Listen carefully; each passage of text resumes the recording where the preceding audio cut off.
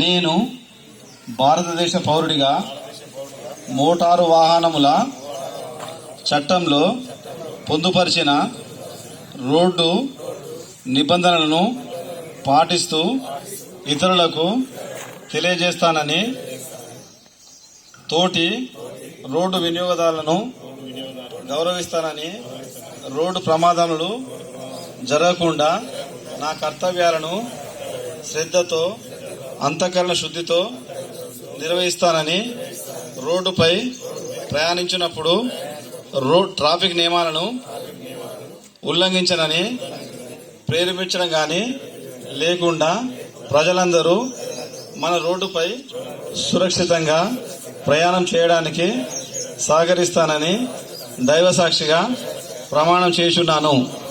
Jai Hind.